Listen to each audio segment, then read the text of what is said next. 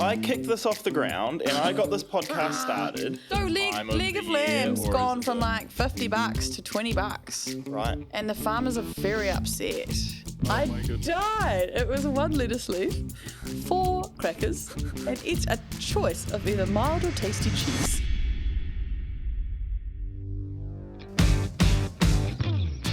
You're listening to the Pepper and Me podcast, Around the Dinner Table with Cherie, Cam and Lorne, where we chat all things food and business. Welcome to Around the Dinner Table. My name's Lorne and you're... Cherie! Hey, we're up to we almost hit 30 episodes, I think. What, in total? Or? Total, yeah. Oh, that's not that much. Maybe that's a lie. Maybe we've done more. Have you brought anything interesting today? Look at me, every week I come with a thing full of notes, news. Look, okay, And I kicked this off the ground and I got this podcast started. There was no promise of bringing anything to the table. I think I lost the interesting stuff about 10 episodes into it. And now we're just here to let you unload. Oh. Yeah. All right, well, I can roll with that. Okay. This is just my platform. You're just here to listen. Pretty much. Lovely. I'm an enabler. Okay, well, we'll get straight into it. First point on the agenda is the Sunday roast, the revival of the Sunday roast. Oh, yep. I like it. I'm bringing it back. And I think every week, Sunday roast at my house. Yeah. Yep. I'm so into it for winter. Did you have Did you have a Sunday roast this weekend just gone? Well, I tried, but there was no one around, and I had a piece of pork, and I was like, if no one's going to come, I'm going to cook it. No, fair enough. But yeah, well, every second weekend I've obviously got the kids. Yeah. That's definitely happening, and then if it works out on the other one, I'll do it as well. But I just love it. Yeah, 5 p.m. Sunday roast. But that Sunday roast that I made with the roast chickens, it's actually easy as well. It's easy. Not hard. No, but I did it properly. I parboiled the spuds and then got them super crispy. And then I used the chicken pan juices for the gravy. Yep. And then we had yummy roast carrots, and cauliflower and broccoli cheese sauce. That took me back, man. That took me back to dinners at home with mum and dad with just cheesy cauliflower and broccoli. Cheese sauce. Yeah, isn't it the best? Oh, I was actually so happy about that roast. The gravy was mind-blowing. And then the chickens, I've never in my life done a roast chicken in a bag. It's quite a big thing, though. I know. Well, I can see why it's a big thing. That was the most tender roast chicken I've ever had in my life.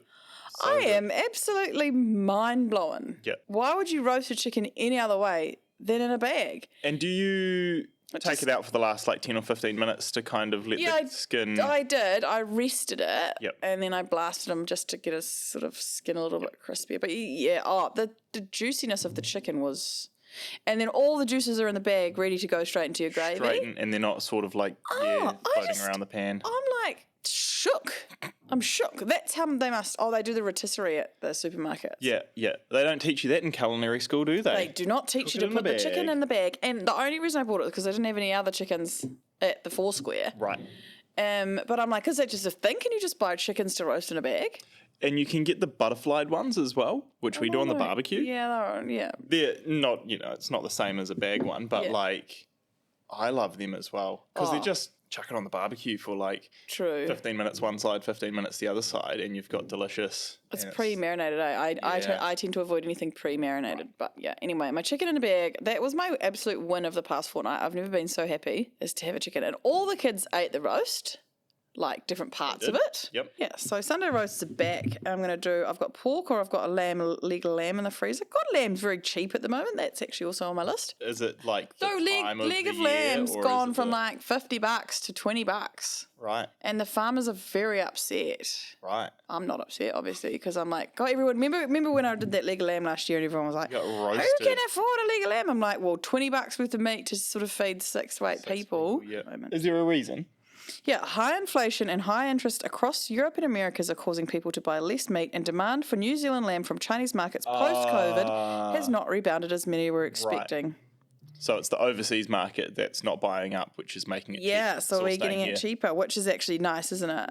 The extra supply of lamb, mutton and beef has entered international trade when demand is fragile and contributed to a decline in prices for prime livestock in New Zealand, particularly lamb and sheep, which is unusual for this year because the price is usually higher. Interesting. Yeah, and no end in sight for falling lamb prices.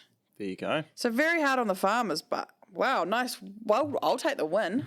I'll take the win in the supermarket trolley, that's for sure. Yep. Why I went for brunch at Picnicker this week. Yes. I went for brunch there. Yeah. Never thought to have brunch there. Yeah. Was it good? Very, very, very good. Do they have a different brunch menu? It was a small brunch menu. We had a whitebait omelette. Okay. Which was like a simple classic omelette rolled with like a stack of whitebait rolled inside of it. It was bougie breakfast. But it just had this perfect little like fresh little salad on the side with like these pickled, like, I don't know, it was just all very perfect. Yep. Very perfect. And I had szechuan and I was like, oh, on that, and I didn't. So that's how delicious and delicate it was. Wow. And then they had we had a ham hock benny. So on a potato, those smoked potato hash, the rosti things that we like, the Dauphinoise ones. Yes. Sliced potato stack thing with like ham hock, and they smoke it somehow, and it was like smoky and deep fried and sliced potato situation. Poached eggs, hollandaise, lovely. Is that just like, are they just making cheap meat fancy there? Ham hock? Yeah. Well, you have to put a bit of admin into that, to be fair, but yeah, I get. Well, they're trying to. Is it better than bacon? I think it was better than smoky bacon, I don't like thick smoky bacon. You don't. Fair enough. Terrible. So yes, I liked it. I really liked it. That was the one that had a little apple salady side that would, thing. Yeah. And that was just perfect. Like, honestly, so good. Definitely the best benny I've had in forever. Nice. And then there was like a banana bread, like a stack, kind of like how you do French toast. Right. But with banana bread. Like warm banana bread. And like, whipped ricotta. I think it was like pan-fried banana bread. Yes. Whipped ricotta and like maple and I could get amongst and, that. Maybe banana. Banana bread's like making a huge comeback, or has it been going on for ages? Oh, that happened in lockdown, I think. Right. Yeah, that's a long time ago. Right. But yeah, it's still hanging around. That's the first time I've seen it done like a that. stack of sort of like a waffly breakfast. pancakes. Yeah, as banana bread which is actually a great idea, isn't it? French Yum. toast. Comparable to French toast, I guess. Comparable to French toast, but you don't need to toast it. You just slice it, pan fry it. Yep. Whipped ricotta, bananas, maple syrup. It was yummy. Very, very yummy. Really enjoyed it. Would go back. Nice. Yeah, very good. That's my food news. Yeah. Oh, we went to Lantern last night, had some nice snacks, didn't we? That beef skewer. Beef skewer was okay, what do you do to like little chunks of beef like that to get it that tender? It was Wagyu. Okay. Did you look at the price? No. So it was like $50 for those 3 beef skewers, yeah. Okay. When I saw it, I was like, that's going to be yum. Let's get that. Okay. And then just beautifully marinated, yummy herb sauce, chili, coriander, pickled onion. It was just so tender. I was not expecting it to be like... incredible. And they cooked it on a hibachi. On a hibachi. Little grill. So the edamames would have been on a charcoal or something as well, because they were... Smoky. Yeah, they were yum. Very, very... Those edamame were probably the best. Really? Yeah, they were yum. Oh, that's nice. I made beef rendang hawkers at my housewarming. It wasn't really housewarming, but like my chill vibe get together. It rained. Yep. So that was a bit of a great day for a pool party gathering. Yep. But I actually did keep it low key, which was good for me. We did get noise control at 10:03 p.m, which is the earliest possible you can get noise control. But it was fair. It was fair. So you tied it up early, but you still got noise control.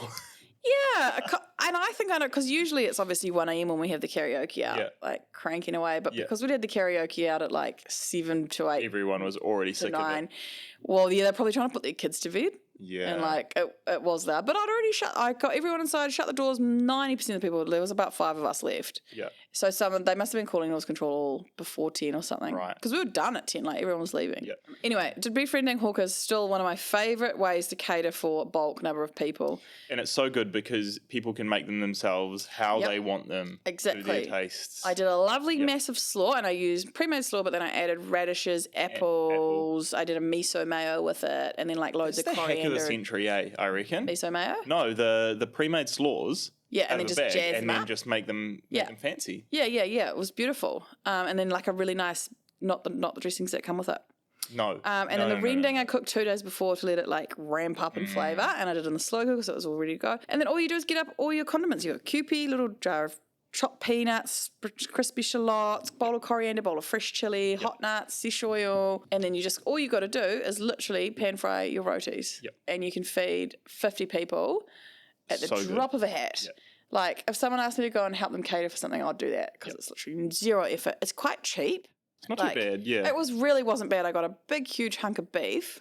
And you can get a whole stack of rotis from the Indian grocer for $10. Yep. And slaw is cheap, and the condiments are cheap too. Condiments are already in your fridge. Yeah, so it's very, very good. You do just have to do the rendang a few days in advance. I reckon it just improves the flavour. Mm-hmm. It's still nice. I even made a little satay. Yeah, it was great. So that was good. Right, on the food news, Feijoas are coming back, which I'm very excited about. Are you on board with Feijoas? Absolutely, 100%. We're already eating them off our tree. Have you got a tree? We've got 2 trees. Yeah, they're small. Oh, I've decided I'm going to plant some trees. Really? Just after you created a concrete jungle? No, at my front garden.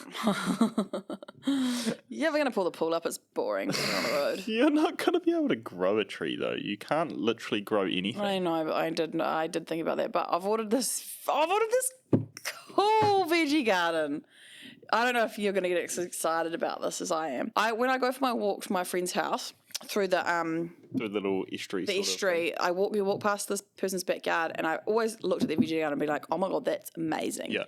And I took some videos, trying to zoom in on this veggie garden, and I had asked my builder friends, I was like, "Oh, do you reckon you could make me something like that?" And they were like, "Yeah." So I kind of put it on the agenda for next summer, and then I'm scrolling and I get a freaking ad for the exact bloody what is it? Veggie garden. And what makes it cool? Oh my gosh, it's so cool. So it's like a raised veggie garden, and you can get 2 cells, 3 cells, or 1 cell, kind of like the veggie pod. But they just look aesthetic. Oh, it's more the fact that it's like a little mini hothouse on top. Garden. Here we go. It's called Apt. No, Apt Garden Creation. I could have just got a veggie pod, to be fair. I was about to say, is it not like... No, it's not. It's really cool. Apt Garden Creations, canopy garden beds. And so the lids lift up in the cell, and it's like a clear, and so the cats can't get in it. Right. And you've got heaps of space. Yeah. So that's the medium, and I got the large. Yeah. That epic. Apt, APT, canopy garden. So I'm going to put that in my front yard. Yeah. And then I'm going to plant some fruit trees around it. Okay. Yeah, so that's my grand plan. Nice. Yeah, and I'm pretty excited about it. We have 3 veggie gardens. One has a what do you make? What's not a radish? What's the kind of celery but red? Rhubarb. Rhubarb. Yeah. We've got one of them's got 1 plant of rhubarb. Celery. Yeah, it's pretty close, right? Yeah. Rhubarb. Yeah. And it's been in there since we bought the house 2.5 years ago. Same rhubarb? Same rhubarb, just sitting there growing. We haven't done anything with it. We've got good herbs, though. We've got herbs in one veggie garden. We've got a strawberry patch that is just weeds, and every now and then a random strawberry pops up. But we're just not good at growing veggies. Well... We're good at growing herbs. Yeah. We've got some sweet herb gardens going. I do think to myself, I wonder how much, because I spend so much money on the little plants. Seeds and plants and seedlings and stuff. I don't get the lettuce, to be honest, because you buy 6 track of lettuce seedlings, right? And they all get ready at exactly the same time. Well, and then not only that, but they're like a couple of bucks each anyway. And you're like, that's how much our freaking lettuce is. So not only do I have to grow it myself, it's the same price finished. I think with the lettuce ones, can't you leave them and they keep growing back? Maybe so you can get a couple of heads off them over a few months? Surely. Maybe. I think you can with cos. Right. You can with cos. I don't know about the other lettuces. I've never really nailed lettuce, but I love my herbs. I love my tomatoes, silver beet, spinach, kale. I love. Your rhubarb would be cool. Anyway, I'm going to have to start thinking about my winter garden. Yeah. Autumn garden. We've got trees, which are good. So we've got radishes lemon and lime and apple and probably why it's still sitting around. Yeah. And we've got Haley planted tomatillos. Oh, yum. They're the tree tomato things, eh? They're the kind of... Tamarillos. Tomatillo is a green tomato. It's like a Mexican. Oh, no. So, tamarillos. Tamarillos are good. Yeah, you can see how much I care. Yeah. So, we've got 2 of them growing and they've gone nuts. I love those. Almost ready. But I've got this gene, this weird thing. It's taken me my whole 34 years to figure this out.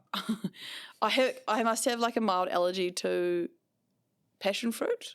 Oh. Pineapple. Oh, yeah. Kiwi fruit. And does your mouth go numb? It gives me white spots all over my tongue. Yeah. And my tongue gets so painful. And I only realised when Kit said it to me. But I remember me and Mum, we had passion fruit. We ate like heaps of passion fruit one day, and both of us like sitting in with our tongues dangling in a glass of ice water because our tongue was so sore and raw. So sore. And it lasts for days, the spots on your tongue. And then someone's like, oh, that's like a little genetic thing. It's a thing. So I have it, Mum has it, and Kit has it because he won't eat pineapple. Interesting. Because he used to love it, and then... Don't eat it enough to know, but I probably do the same thing. Yeah. So I kind of like, I really love those fruits. Like, I absolutely love those fruits. But even if I have a passion fruit drink, I notice it now that I know. I'm like, oh, that's interesting. You're looking for it. Yeah, so I'll kind of avoid it. It's annoying enough to avoid because your tongue is... those white spots on your tongue would have to be one of the most frustrating bloody things on the planet. And then your tongue will like inflame a little bit, and then you'll bite your tongue when you're eating something else, and then it makes it twice as bad, and it just... Yeah. Ugh, horrible. Anyway, yeah, so that's what's in the family, but I used to love tamarillos, There's a video at the moment, it was in the news the other week, of Alison Holst in 1985, and she's made a video. It was a video for the Cobb and Co's of New Zealand, and it's teaching them the new menu items. Oh my goodness. And like how to plate them up. That's so good. And it is good watching. Oh, it was very enjoyable. Just watched it. So she starts with the bluff oysters. Right. Serve with a cocktail sauce, a piece of curly parsley, and a few ice cubes dotted around in between the oysters. And then it was chicken wings, 3 chicken wings, garnished with a lettuce leaf and a curly parsley and a wedge of tomato. There's a steak and onion sandwich on like literally a square of tip-top like sliced bread, 1 iceberg lettuce leaf, 1 piece of 2 slices of tomato, and then like sautéed onions on top. Pork chop. Freeman's Cobb Choice was a 300-gram rump on a hot dinner plate with 3 onion rings. Don't forget the special steak knife. Pork chop. Cobb and Co, you used to get those little bowls of stuff at the start, eh? Cobb crunchies. Yeah. They were lit. Restaurants need to bring that back. Yeah, I feel like I had them somewhere recently, actually. The desserts I really enjoyed, mud pie or a strawberry patch, was a choux pastry filled with either chocolate or strawberry mousse, chocolate or strawberry sauce, chocolate hail. From a little sprinkle. Yeah. Go bake sprinkle. And then the cheese platter. Oh my goodness. Died. It was 1 lettuce leaf, 4 crackers, and it's a choice of either mild or tasty cheese. It was like literally just sliced off the block. Sliced off a block of cheese. Mild or tasty cheese. Yeah, so that was really enjoyable actually. It 80s. Yeah, if you want to search it up, Alison Holst. She's just so happy and calm. Popeye's chicken is coming to Auckland. It's like an American fried chicken brand. Popeye's. I only know about it from TikTok. Right. I think it's like tenders and buttermilk ranch and chips and... Do you think those, like Taco Bell and stuff, do you think they'll last here? Do you think they'll get a foothold over, or do you think like it'll end up pushing out like Burger Kings and stuff? I don't know. Like Taco Bell's certainly not really expanded. They've only got a couple as far as I know. Yeah. Carl's Jr., I've not seen that. Like we don't have that stuff here. I think people do like Taco Bell. Yeah. Yeah. I liked the Taco Bell when we tried it. But I think you get your comfort foods right, like Macca's or whatever, KFC or whatever. I don't know. This will be interesting though. Popeyes, it's opening in Takanini in April. Yep. So who knows? What's the donut place? Dunkin' Donuts? No, isn't there a different one? Where like a new one? Maybe it was Dunkin' Donuts. No, like the American one. That's at the BP. The donut. It is Krispy Kreme? Krispy Kreme. Yeah. They're all at BP. Because they're at the BP, which is really smart. But I don't think you'd go. We wouldn't, as a culture, drive specifically to a donut shop very often, would we? No. Whereas if you're at the but now they've got it into all service station, and then they do Uber Eats and whatnot. Thing. It's a brilliant plan because they've just got like one blimmin' massive bakery somewhere, and they just ship them over the place. It's like what I was talking about with the drinks shops. How they, how I don't see those working. Like there's entire stores dedicated to serving drinks, like iced bubble teas and the soft serves and the whatever they were. But that's the thing McDonald's has just bought out overseas. Yeah. But they're going hundies. I guess it's like Starbucks. If it was drive-through, I reckon drive-through. Yeah, maybe would work. Maybe they have drive-through Starbucks in America. True. Yes. Okay. But they're all kind of falling over. Starbucks has had heaps falling over. Oh, I think the whole economy is in for a real hard year. Oh, God, I know. We've really seen it now, haven't we? Everyone thought it was last year, and then it's not. It's this year. Yep. All the big businesses are falling over like bloody dominoes. which is very scary, actually. But if you look at the way the world is, like, retail is dead. Retail stores, particularly in malls, paying mall rent. Yep. It's just died. Yep. Like, you think to do your Christmas rush, your Christmas shopping, right? Everyone just does it online. I don't go to a shop. No. Absolutely no way I'm stepping foot in a shop. No. Why would you? That's right. So, yeah, I guess luckily we positioned ourselves, as an online brand. But, yeah it'll be very, like, Body Shop is really interesting. I watched the lady from Ethique.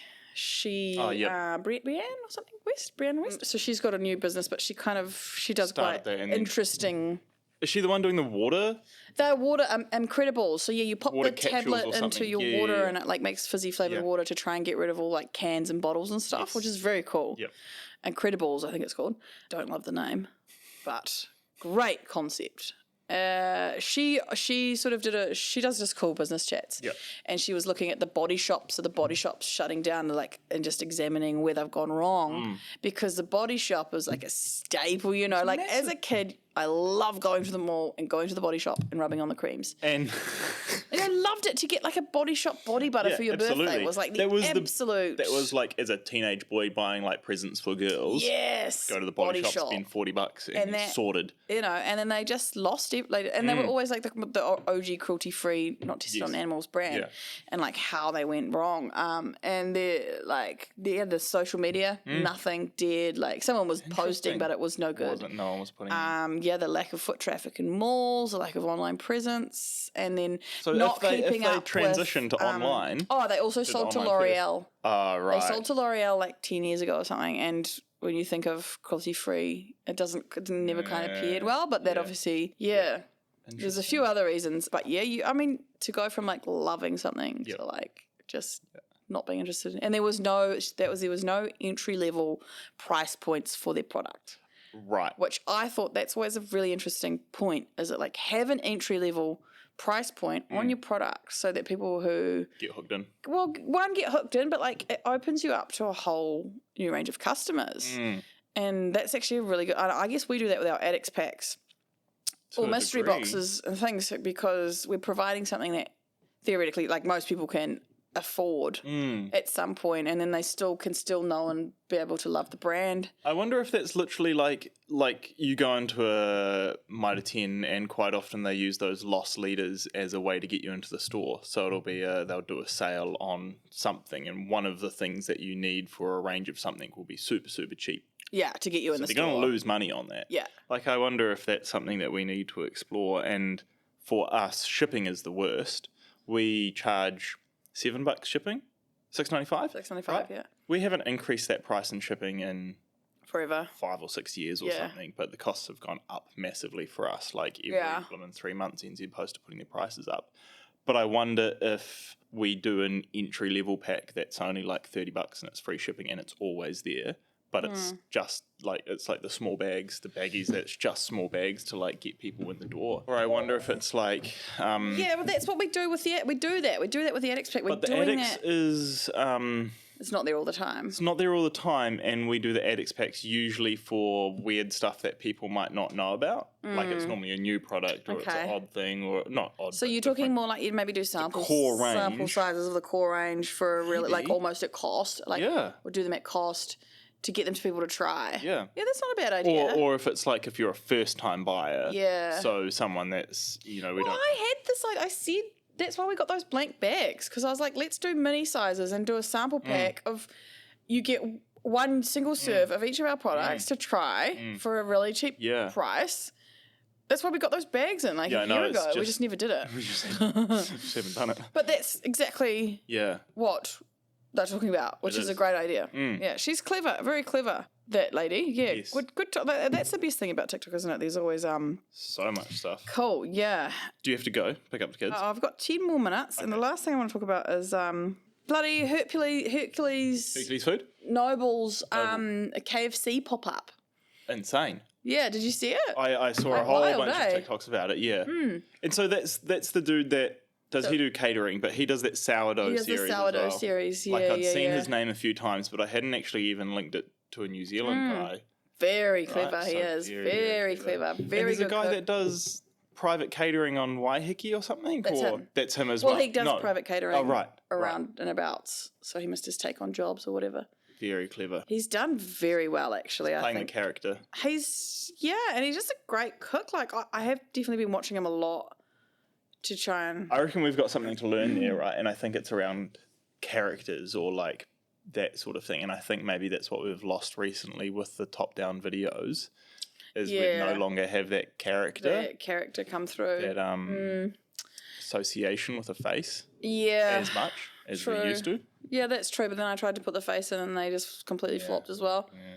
So maybe it's the editing, and like maybe you're right about having a long form. I have been trying to do stories a couple of times a week. Yeah. On top of the reels, just to like keep those people who don't like the reels going.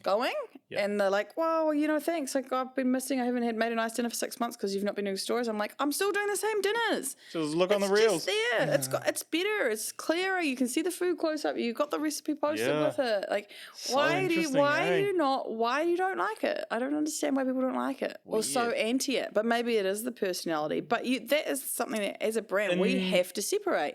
Like, I can't be this entire brand. That's not sustainable. No. In saying that, when you open up Instagram, what do you click on first? Do you scroll through your reels or do you click on stories? On my personal page, I guess, because I'm following my friends, I like to watch their stories still.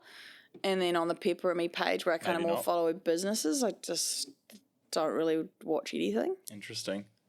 I actually don't really scroll reels. I probably scroll TikTok reels. Yep. A little bit more.